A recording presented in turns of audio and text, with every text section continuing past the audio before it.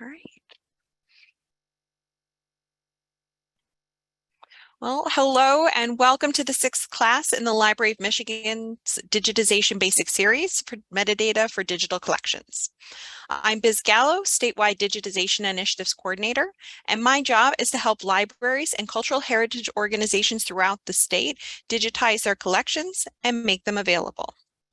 In order to do this, we have created this 9-part series that will lay the foundation for digitizing your collections. You can see this list has all of the other classes in the series, and they are held on the last Tuesday of each month. We'll go ahead and drop the link in the chat for registration. You can register for all of the courses or for only of the ones that are of particular interest to you, whether to learn new skills or as a refresher. So after this series, there will be more in-depth classes offered, both on these topics as well as a variety of other topics. For example, we'll have format-specific classes, such as digitizing newspapers, scrapbooks, and audiovisual material.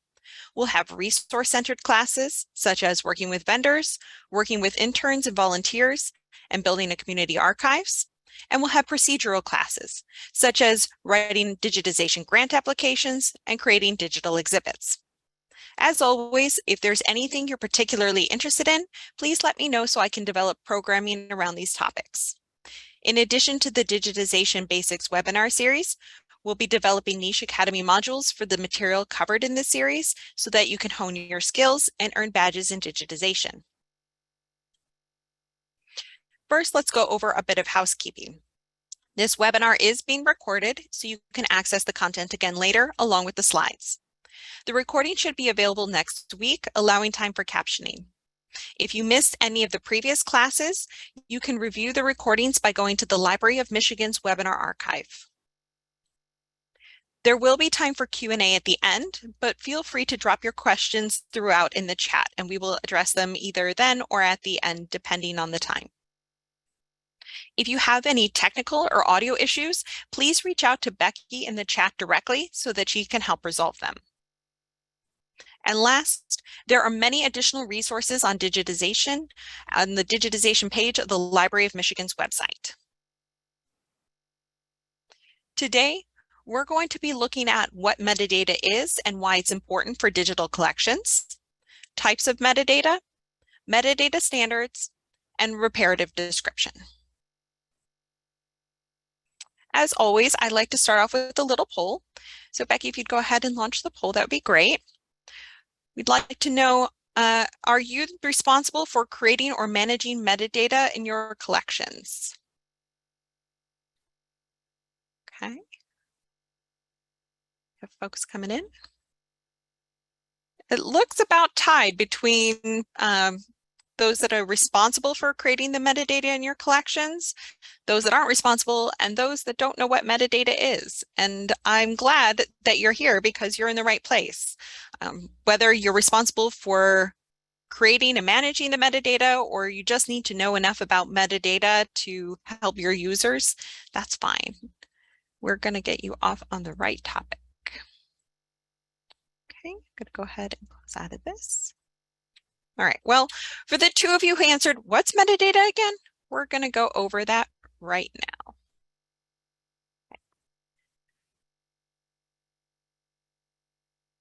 So by its simplest definition, metadata is data about data, information about information. But metadata is so much more than that, and it's especially important for digital materials.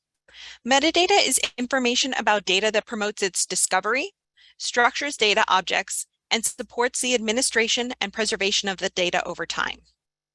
Think about shopping for a shirt online. If you go to a website and search for a shirt, you'll get every shirt in their store returned in your search results. And that may be fine. Maybe you don't have anything specific in mind and you're just looking for a shirt in general. So you spend a few minutes or hours scrolling through shirts of every color, style, and fabric. But what if you're looking for something specific? Let's say you wanted a red crew neck shirt in size medium made of cotton. These are all data that further refine our search results and help us find exactly what we're looking for. But why is this important? It's important because it helps your users find what they're looking for understand what it is and how to use it, and it also helps your own staff manage this file or these files over time. Creating digital collections requires item-level metadata that is often not required or even possible in physical collections. In physical collections, items are kept within their context, so finding aids that have folder or collection-level description are appropriate for the photographs or the documents they contain.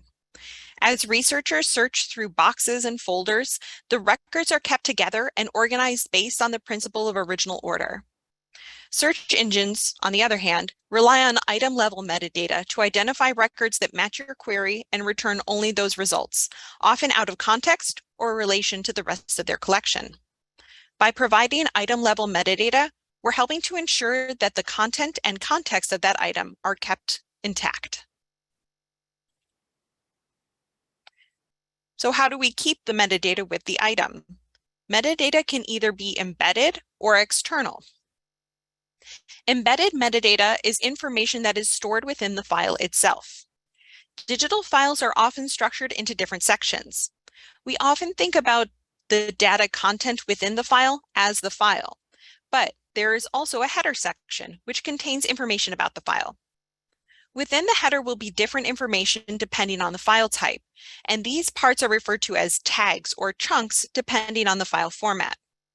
These tags or chunks are where embedded metadata is stored within the file.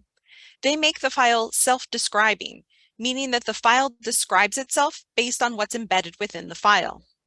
It can be technical information about the file, such as its type, size, or resolution, or it can be descriptive, such as notes about the content, processes, and more.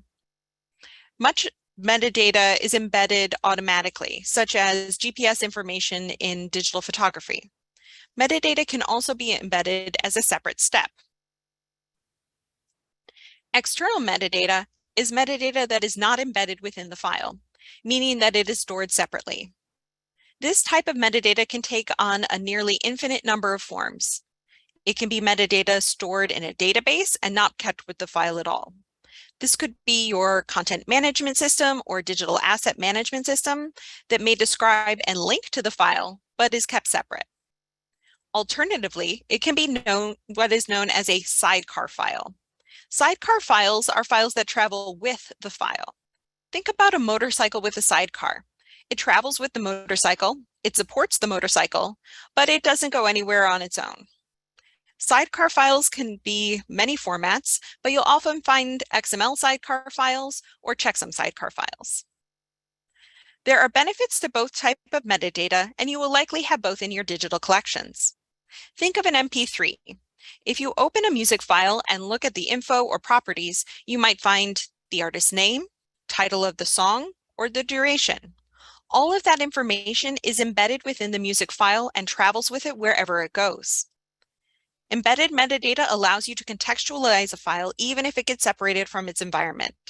It can tell your program how to open the file and how it can be used, but it only refers to that one file. External metadata is valuable because it is versatile. It's easily updated and shared, and it's flexible. In your collection, it allows you to easily search, sort, and manage assets to be good stewards of your digital collections over time. All right, so now that we know what metadata is, we're going to look at the various types of metadata. Metadata is a blanket term that can cover any type of information, but metadata is usually split up into three main types: descriptive, administrative, and structural. Each type of metadata is necessary for digital objects, and serves its own unique purpose. Descriptive metadata is information that refers to the intellectual content of the material. This metadata aids in the discovery of those materials as well as provides context for them. In libraries, we're familiar with bibliographic records, the descriptive information that provides access points for the content we're trying to find.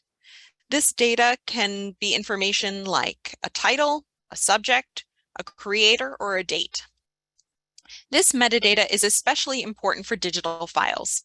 To a computer, a TIFF file is just a series of ones and zeros. It doesn't recognize that the picture of a boat is a boat. it would need to have that descriptive information assigned to it by a human. But by providing metadata about the file, it describes those ones and zeros in a meaningful way for users. Not only does descriptive metadata help us find what we're looking for, but it also provides context for material that we discover. Users may look through a collection of photographs and be able to guess or infer certain information, but as the record holders, we often have a lot more information about the objects in our collections that can be shared with our users. This type of work is often called archival description or cataloging. This is different than copy cataloging, where a record is created based off of an existing bibliographic record for items that were published or mass-produced. Often the material that we'll be digitizing in our collections is rare and unique, requiring descriptions to be created from scratch for each individual item. And the process of cataloging is extremely time-intensive.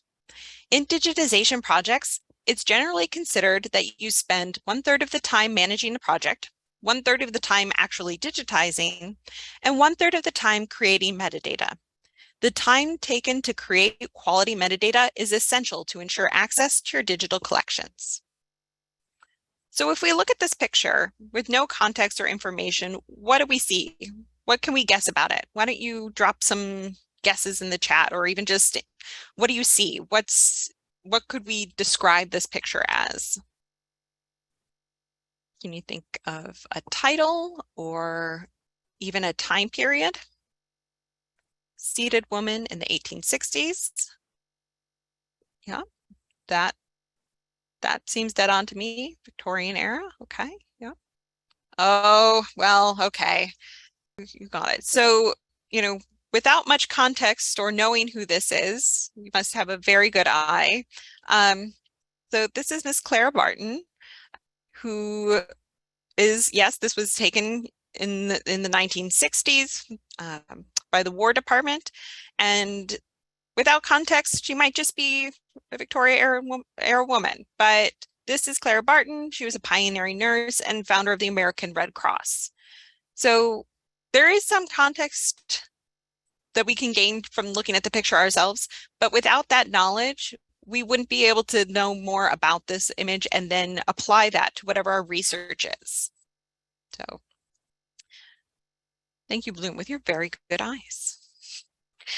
So when we're thinking about metadata, we also have to consider how much information should be included. More is generally better, as the more metadata you have, the easier it will be for your users to find what they're looking for. But describing content takes time and resources, both of which are limited in cultural heritage institutions.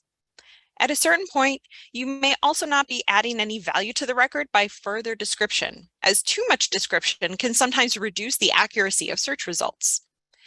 This type of descriptive work requires a balance between discoverability and resources.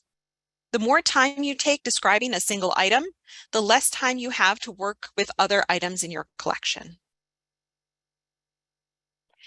The next type of metadata we're going to look at is administrative metadata. This is information that is necessary to manage and use the resource over time. While it's important to be able to find what you're looking for or to know what you're looking at, it is just as important to understand how you can use a file, what you'll need to access the file, and whether that file is valid. To answer these questions, administrative data is further broken down into 3 categories: technical, preservation, and rights metadata. Technical metadata provides information about the files that is necessary to decode and render them. But technical metadata can further be broken down into 3 main areas.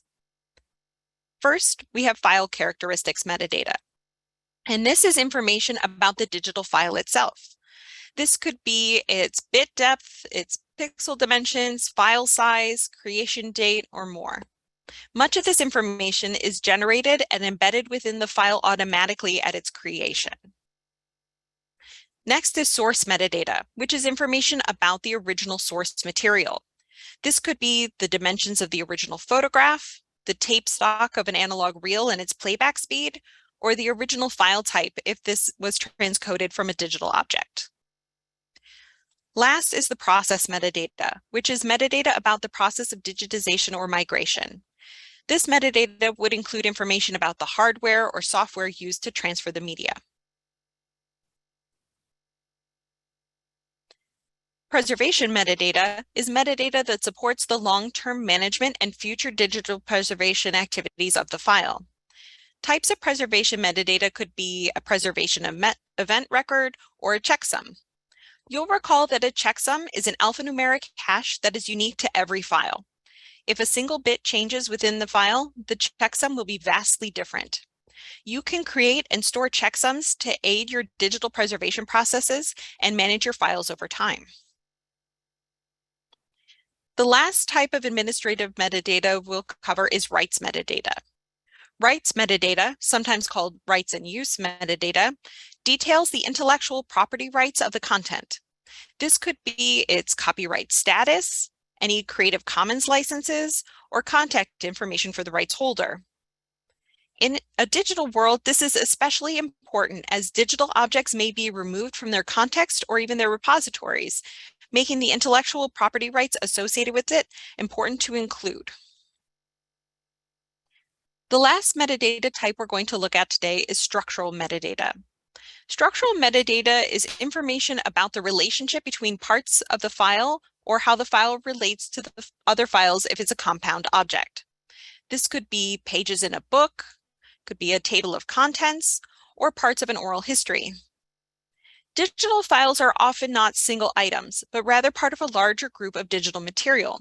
And structural metadata enables users to both navigate through files and understand context of digital files that would otherwise be lost. All right, so we are going to do a brief exercise and go over some of the various examples of metadata that we've talked about to have you identify them. So Becky, if you want to go ahead and launch the second poll.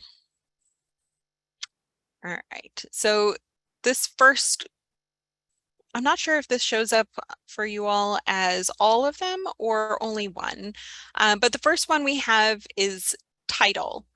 What type of metadata is title? Is it descriptive?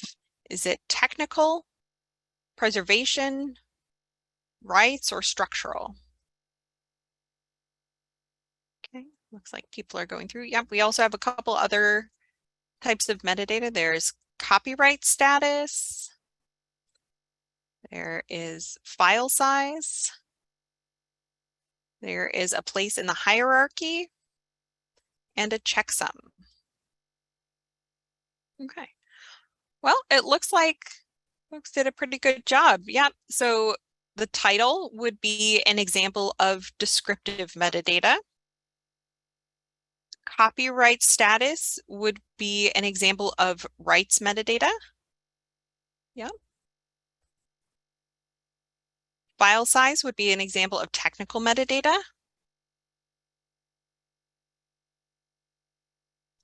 Place in a hierarchy would be an example of structural metadata. And a checksum would be a type of preservation metadata. Great. Well, thank you for all of you who participated. All right, so now we're going to move on to metadata standards. Why do we have standards? As communities of practice, whether come from a library, an archive, or a museum, we develop standards to address specific issues and to meet our own community's needs. Standards can be official, such as coming from the National Information Standards Organization, or NISO, or the International the International Organization for Standardization, ISO. Or they could be de facto, meaning they're not an official standard, but one that is in effect the standard adopted by a community. Standards are developed in general for consistency within your organization and to enable interoperability outside of your organization. This is even more important in a digital environment where data is shared outside of your organization and even outside of your country. So ensuring that what you send can be accessed or even discovered by users is one of the most important reasons to use standards. There are pros and cons to everything, however, including standards. On the plus side, standardized metadata is easier to use and to manage, especially as it can be very resource intensive to create systems on your own. Many software programs come preloaded with metadata templates for various schemas, and some even provide validation.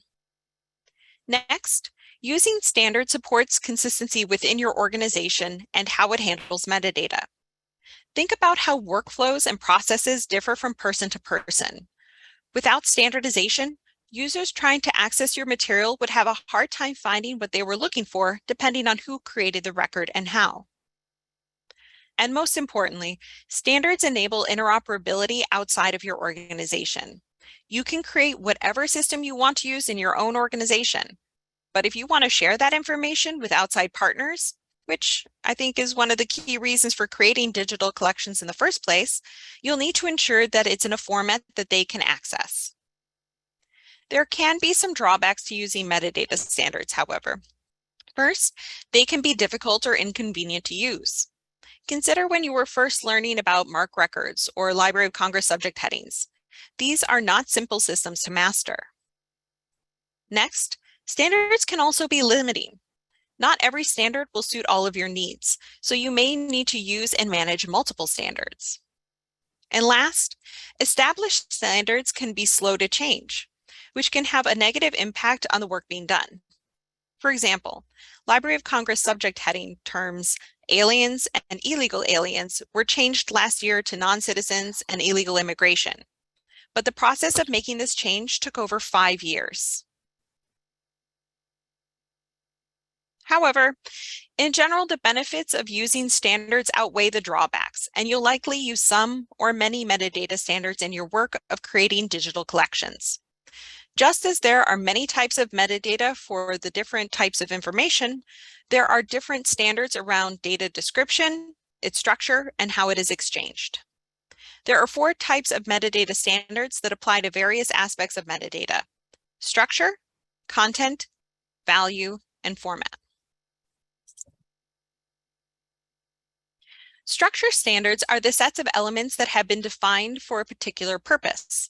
Structure standards are also known as schemes, schemas, or element sets. In libraries, we're probably most familiar with MARC, or Machine Readable Cataloging. MARC is used primarily in the library community for bibliographic records. And for those of you outside of libraries, MARC is a proprietary schema that is only human readable after much training and effort.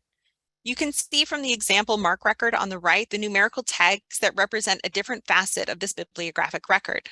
And this works for libraries and their needs, but different communities, like archives and museums, have different metadata needs. So various other schemas or element sets were developed. These are often encoded using XML, which stands for Extensible Markup Language. One of the most common metadata schemas found in cultural heritage communities is Dublin Core. Dublin Core, named for the Dublin, Ohio conference location where it was developed, is a lightweight schema so it can move easily between communities of practice. The goal was to make it basic so it could be widely and easily adopted. Because of this, Dublin Core has only 15 core element sets that you'll see here. These are common elements that would likely apply across a range of records and institutional types. Although Dublin Core is simple, you can use qualifiers to make the metadata more specific. For example, the date field is unqualified Dublin Core, meaning that it doesn't have a qualifier, it's just date. But it could be qualified by having refinement elements added, such as date created or date issued. You can see this in the Dublin Core logo here, where there is a central dot surrounded by 15 dots in the inner circle, and this represents the 15 core elements. And from there are additional 15 dots in the outer circle representing the expanded elements. If you're just getting started with metadata, Dublin Core is an ideal schema to familiarize yourself with and implement in your collections. The next schema is MODS, which stands for Metadata Object Description Schema. MODS was developed and is maintained by the Library of Congress as an XML-based alternative to MARC. This was developed before MARC XML was available. It uses natural language tags instead of the numeric tags that MARC uses, making it a bit simpler than MARC, but also more robust than Dublin Core. You can see in the example here, it has the natural language tag versus the 245 tag. MODS has elements, sub-elements, and attributes that further refine the metadata, just like Dublin Core has qualifiers. Both Dublin Core and MODS are primarily descriptive metadata schemas, as in they enable standardized description of records that they represent. But what about the other metadata types we were talking about earlier? What about the technical and administrative metadata? Where does that information go? That's where METS comes in. METS, which stands for Metadata Encoding and Transmission Standards, includes sections for descriptive metadata, as well as the structural and administrative metadata. METS is used to retain the structural metadata that describes and organizes the components of a digital object. It does this so that the integrity of the digital object is retained even if its components are stored in different places. You'll see this especially in the 7 sections of a METS file. So metadata in the descriptive and administrative sections of a METS file can be embedded within the file, but it can also point to external XML files. These are often either Dublin Core XML files or MODS XML files. There is also a list of files and structural metadata that point to and describe the relationship between these files. The hierarchical structure of XML allows for relationship structure of data to be represented easily in a METS file. So these are just a few of the metadata schemas used in digital collections. But if there are so many different schemas and different organizations don't use all the same schema, how do we share information? Isn't that the point of standards? Well, it is, and that's why we use crosswalks. So metadata crosswalks are used to translate elements and values from one schema to another, facilitating interoperability between the various metadata schemas. In this example, we have title information crosswalked across various schemas. In MARC, this information is put in tag 245. In Dublin Core, it corresponds to the title element. In MODS, there are title info and title XML tags where the information goes. In EAD, it goes in the unit title tag. EAD, or Encoded Archival Description, is another XML-based standard for encoding metadata. Developed by the Society of American Archivists, this is primarily used in archives for formatting finding aids. So here you can see the same information crosswalked across 4 different schemas. And there are many crosswalk documents available online, many of which are hosted on the Library of Congress's website. However, there may not always be a one-to-one correlation between the fields. Maybe the field doesn't exist at all from one schema to the other. Or maybe you have one element in your schema, which is broken into 2 separate fields in another. Sometimes distinction or whole information sets can be lost when crosswalking data from more complex schemas to simpler ones. And that isn't to say that metadata crosswalks aren't useful, but it's just something to keep in mind as they are not a perfect solution. So there are standards for structure of metadata, but there are also standards for the content that is structured. Content standards are ways of standardizing the values that appear in various metadata fields. These may also be called style guides outside of libraries and archives. These are ways of inputting data into element sets or schemas. For example, there may be rules about formatting names, such as you always put the last name first or what gets capitalized. They may cover what information goes in which field, punctuation, capitalization, or what abbreviations can be used and what information gets recorded. Examples of this would be RDA in libraries, which is resource description and access, DAX in archives, which is describing archives of content standard, or CCO in museums, which is cataloging cultural objects. Another way to standardize metadata is by controlling the values used in various metadata fields, often by limiting choices to a predetermined list of terms. These lists, often called controlled vocabularies, provide a single word or phrase for a given concept to help eliminate variation or ambiguity. Controlled vocabularies are lists of terms or phrases that are meant to aid discovery by reducing variances. They are sometimes referred to as subject headings, thesauri, or authority files. They also often define relationships among terms within that vocabulary, such as hierarchies.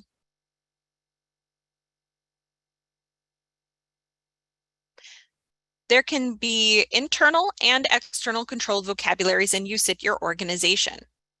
Internal vocabularies are more easily updated and controlled, such as a list of local areas, businesses, or people. Externally controlled vocabularies are often large and robust, requiring extreme influence and consensus in order to be updated. Here is a list of common controlled vocabularies. The Library of Congress subject headings, which is used primarily for subjects in bibliographic records for general topics, is something that we're mostly familiar with. Next is the thesaurus for graphic materials. And this may be more useful if you're working with visual materials in your collections, such as photographs, as TGM provides terms for both formats and the subjects found within the visual materials. The Library of Congress Name Authority provides authoritative data on the names of persons, organizations, events, places, and titles. So the name authority and the previous two controlled vocabularies are maintained by the Library of Congress, and you can explore them on the website. The next two are maintained by the Getty Research Institute. First, the thesaurus of graphic name or geographic names, TGN, includes names, relationships, place types, dates, and coordinates for places relevant to cataloging of visual materials. The Art and Architecture Thesaurus has terms for art, architecture, and material culture. These are primarily used in museum cataloging, but do have uses in other types of organizations. So depending on the type of material in your collections, you may use any or all of those vocabularies, plus your own. So the last metadata standard we're covering today is format. Format standards, also known as data formats or encoding standards, are the technical specifications for how to encode metadata for machine readability, processing, and exchange among systems. Common examples in cultural heritage are XML and RDF. We're mostly familiar with XML, which stands for Extensible Markup Language. XML is a method of encoding information based on hierarchical tagging structure, where the elements within the tags are defined by the creator. XML tags can be used in almost any way, and there are many, many XML schemas, as seen by just a few of the ones we touched on today. A possibly less familiar format standard is RDF, which stands for Resource Description Framework. RDF is designed for metadata on the semantic web, where data is linked instead of documents. You've probably heard the term linked data, and RDF relies on the linked data using Uniform Resource Identifiers, or URIs, to describe relationships or how one thing relates to another. So due to the complex nature of RDF, I will not go into it in detail at this point, but I just wanted to make sure it was something that you were aware of, as description in libraries is moving more and more towards linked data. We rely on multiple standards to create, manage, and share metadata. There are more options out there that range from simple to complex, so explore the various options and choose which is right for you, because you'll be the one who'll need to implement it and as you create your digital collections. Just know that lightweight isn't bad, and complex isn't necessarily better if you don't have the time or infrastructure to support your decision. It's better to have something simple and usable, as it's easier to scale something up than it is to walk something more robust back. Many of the standards are complementary, and you'll likely use multiple standards as you build your own digital collections. Okay. So the last topic we're going to touch on today is reparative description. Most archival description comes from the perspective of those groups in power. What was collected and how it was described was often not within the power of those making the content. This has often led to harmful or mischaracterizing language describing marginalized groups. As we know, language changes over time. Words have different meanings, terms become outdated, or acknowledged as being harmful. Reparative description, also known as reparative cataloging or metadata remediation, is the process of remediating metadata that exclude, silence, harm, or mischaracterize marginalized groups.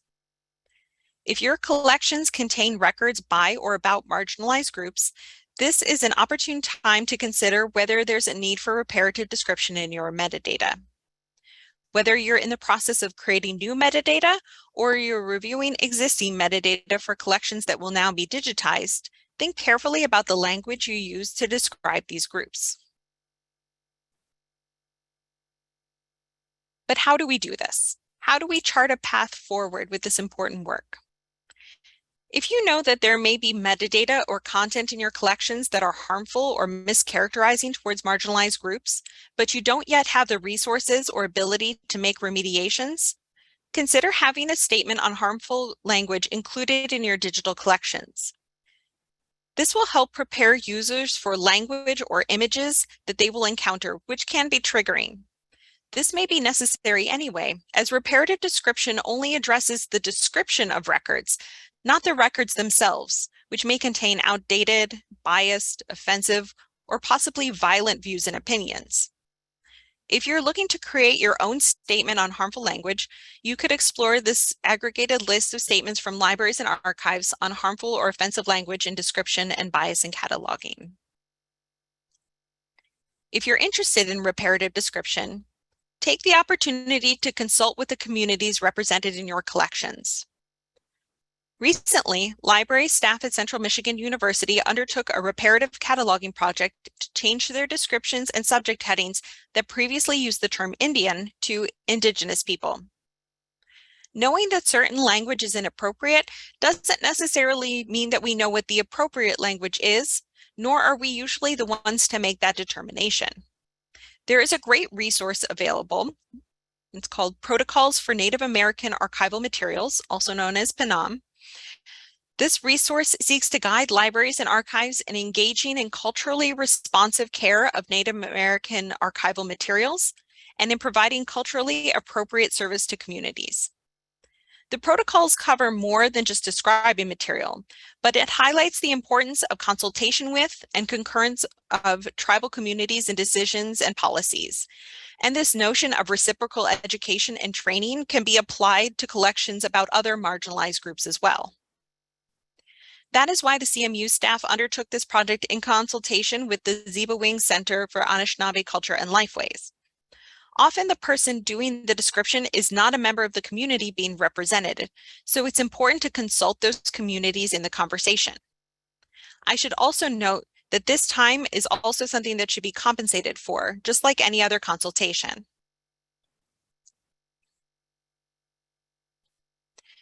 If you don't have the ability to start conversations with these groups, you can explore some of the controlled vocabularies that various communities have created and made publicly available. This DEI controlled vocabularies resource list includes links to and information about several controlled vocabularies, as well as additional resources that may be relevant to your reparative description work, depending on the content in your collection. These may be helpful as you explore controlled vocabularies beyond those of the Library of Congress subject headings. If these vocabularies don't meet your needs, you could also develop internal or locally controlled vocabulary, such as the Iowa State University's library's list of preferred terms for Iowa-related Indigenous communities. A lot of staff time goes into planning and preparation for this process, and you would need to get buy-in from administration. But if you can get buy-in from your administration, the Library of Michigan does offer an LSTA-funded Improving Access to Information grant that includes funds for metadata remediation that can help financially support this work. All right, So that is all for today. So just remember that quality metadata is essential to ensure access to your collections by enabling discovery and providing context. Metadata for digital objects goes beyond mere description. Administrative and structural metadata is key for digital collections. Standards promote consistency and interoperability of your metadata, but they also have limits.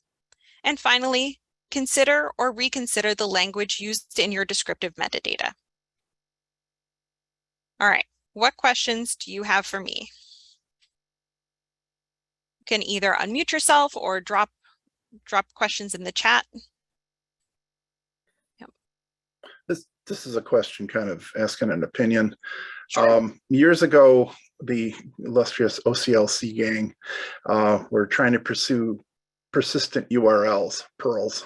Mm-hmm. With the move toward RDF, what is your, you have any thoughts on the success rate of trying to get URLs to be permanent so that they can be referenced? So that is really the direction that things are going. So so RDF is based on URIs, which is basically a persistent identifier, and it works in trebles, which is basically three objects in their relations to one another, but it points directly at that URI. So it's metadata is moving at record paces towards linked data rather than creating new records. So just like before, it didn't make sense to constantly redescribe something, for a bibliographic record that had already been described and that information was already available. You would just link to it. This way, the way that the internet and technology is changing, you can point directly to that. I think that's definitely the way that it's heading. I think that more and more we will be using linked data rather than even new, creating new descriptions. So I think it's going to be helpful. I think that there's going to be a learning curve. I'm still learning about RDF and linked data, and there's definitely a learning curve there.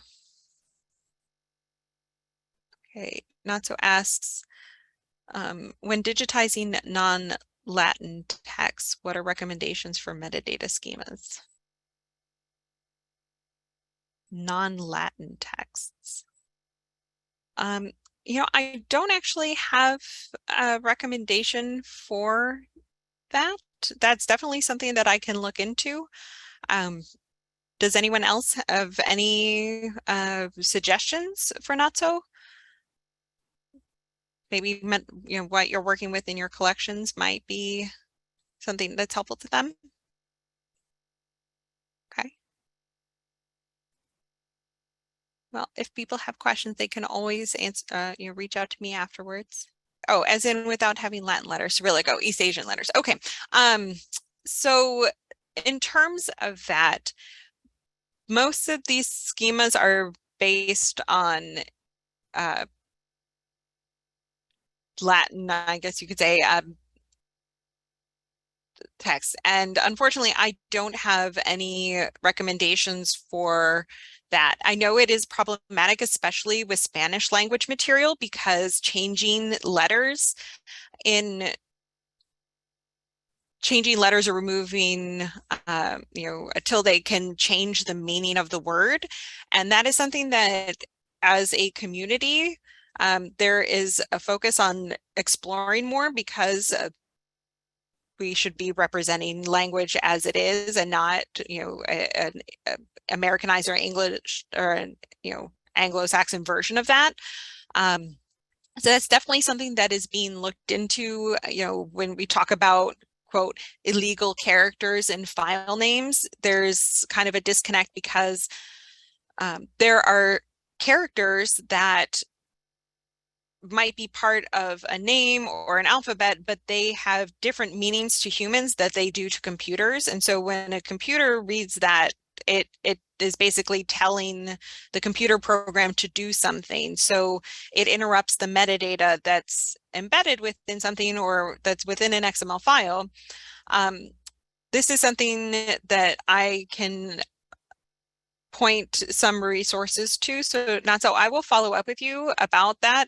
This is something that's definitely been a topic of discussion. I don't think there's a clear answer, but it's definitely something that is being discussed. So thank you for bringing that up.